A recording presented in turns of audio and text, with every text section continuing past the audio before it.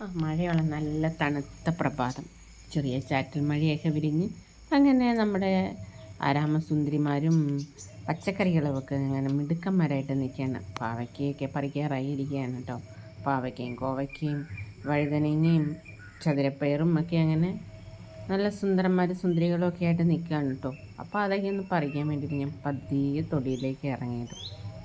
ഞാൻ തൊടിയിലേക്ക് ഇറങ്ങി അവരെയൊക്കെ ഒന്ന് പറിച്ച് ഇന്ന് എന്താ പറയുക, ചെറിയൊരു സാമ്പാറോ തോരനോ ഒക്കെ ആക്കാനുള്ള വിഭവങ്ങളൊക്കെ എൻ്റെ മുറ്റത്ത് തന്നെയുണ്ട്. അധികം പച്ചക്കറികളൊന്നും ക്യാഷ് കൊടുത്ത് വാങ്ങിക്കാറില്ല കേട്ടോ.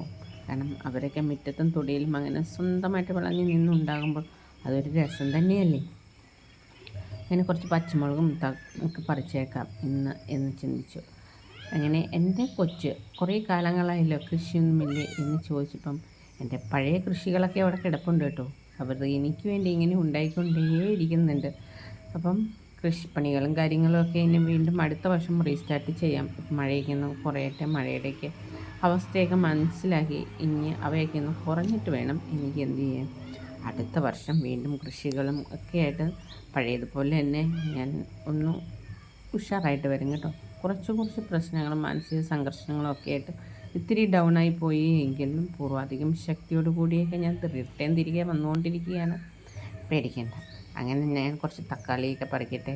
കാരണം തക്കാളി പഴുത്തൊക്കെ കിടപ്പുണ്ട്. അതിൻ്റെ ഇടയിലേക്ക് കുറേയൊക്കെ എന്താ പറയുക, പഴുത്ത് കിടന്ന് കാണാതെ കിടന്ന് എലിയൊക്കെ പറക്കി തിന്നിട്ടുണ്ട് കേട്ടോ. എന്നാലും അവർക്കും ജീവിക്കണമല്ലോ. പിന്നെ ഞാൻ ഇങ്ങനെ പോകുമ്പോൾ നമ്മുടെ കാന്താരികളൊക്കെ ഉഷാറായിട്ട് നിൽപ്പുണ്ട് കേട്ടോ. പിന്നെ ഇങ്ങനെ നോക്കുമ്പോൾ കാടിൻ്റെ ഉള്ളിലതാ അവിടെയും ഇവിടെയൊക്കെ ആയിട്ട് നമ്മുടെ റോസയും അതുപോലെ കോസ്മോസും ഒക്കെ ഇങ്ങനെ വിരിഞ്ഞിരിക്കുന്ന കാണാൻ നല്ല രസമുണ്ടായിരുന്നു കേട്ടോ.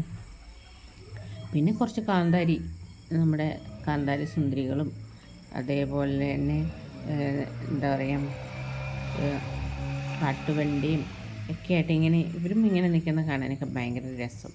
മഴത്തുള്ളിയൊക്കെ ആയിട്ട് നിൽക്കുമ്പം എന്തൊക്കെയോ മനസ്സിലേക്കൊക്കെ തോന്നുന്ന ഒരു കുളിർത്തന്നൽ പോലെ ഇവരെയൊക്കെ കാണുമ്പോൾ നല്ല ഭംഗിയാണ് കേട്ടോ. പറിക്കാനൊന്നും തോന്നുകയല്ല, കാരണം ഇങ്ങനെ നിന്ന് കാണാനൊക്കെ ഒരു ഭയങ്കര രസമാണല്ലോ. അതുകൊണ്ട് കേട്ടോ. അപ്പോൾ കുറച്ച് വെണ്ടയ്ക്ക പറിച്ച് തോരൻ വയ്ക്കാമെന്ന് ചോദിച്ചു. എന്നാൽ വെണ്ടയ്ക്ക തോരനോ മെഴുകുവരട്ടിയൊക്കെ വെക്കാമെന്ന് വിചാരിച്ച് വെണ്ടയുടെ ചോട്ടിലേക്ക് നടന്നപ്പം നമ്മുടെ കാന്താരികളൊക്കെ ഇങ്ങനെ സുന്ദരികളായിട്ട് നിൽക്കുന്നതാണ്. എന്താ രസമല്ലേ. പലതരം കാന്താരികളാണ് കേട്ടോ. അപ്പോൾ അവരൊക്കെ ഇങ്ങനെ ഇതല്ലേ, നമ്മുടെ കോസ്മോസൊക്കെ അത് മഞ്ഞയും ഓറഞ്ചും ലൈറ്റ് ഓറഞ്ചൊക്കെ ആയിട്ട് അവരും ഇങ്ങനെ മുറ്റത്ത് നിൽക്കുന്ന കാണാൻ നല്ല രസമുണ്ടായിരുന്നു. പിന്നെ കുറച്ച് മത്തയിലേക്ക് പറിക്കാമെന്ന് വിചാരിച്ചു. മത്തയും ഉണ്ട്, വെള്ളരി ഉണ്ടായിരുന്നു, പടവലം ഉണ്ടായിരുന്നു. എല്ലാം അവർ ഇങ്ങനെ ഉണ്ടായി മൂത്തൊക്കെ ഇങ്ങനെ കിടപ്പുണ്ട് കേട്ടോ.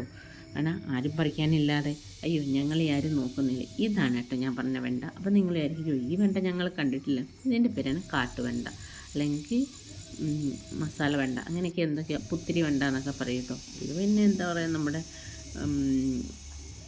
പേരക്കക്കുരു എന്നൊക്കെയാണ് കേട്ടോ. പിന്നെ ഇത് ചെമ്പരത്തി, ഇത് ഭയങ്കര സംഭവമാണേ. അപ്പം എൻ്റെ മുടിയുടെ അല്പം രഹസ്യമൊക്കെ ഈ ചെമ്പരത്തിയൊക്കെയാണ് കേട്ടോ. അപ്പം നമ്മുടെ ഈ ചെമ്പരത്തിക്ക് ഒരുപാട് ഗുണങ്ങളുണ്ട്. ചെമ്പരത്തിയൊക്കെ ഉപയോഗിച്ച് ചായ, ചമ്മന്തി, ചട്നിയൊക്കെ ഉണ്ടാക്കാം കേട്ടോ. നല്ല സംഭവമാണ്. പിന്നെ ഇതാ നോക്കുമ്പോൾ അടുത്തതുമൊക്കെ ഇങ്ങനെ ഇവളുമാരൊക്കെ ഇങ്ങനെ ഉണ്ടാകുന്നു. പിന്നെ നോക്കുമ്പോൾ പാഷൻ ഫ്രൂട്ടൊക്കെ ഇങ്ങനെ പഴുത്ത് അവിടെയും ഇവിടെയൊക്കെ വീണ് കിടന്നു. അതും എലിയൊക്കെ തിന്ന് ഇങ്ങനെ കിടക്കുന്നു കേട്ടോ. എന്തായാലും കാരണം നല്ല ഭംഗി. അപ്പോൾ എല്ലാവരും ഒന്നും ചെറുതായിട്ട് രീതിയിൽ ഞാൻ ക്യാമറയെ പകർത്തിയെന്ന് മാത്രം. അപ്പോൾ അടുത്ത വീഡിയോയിൽ വീണ്ടും കാണാം കേട്ടോ.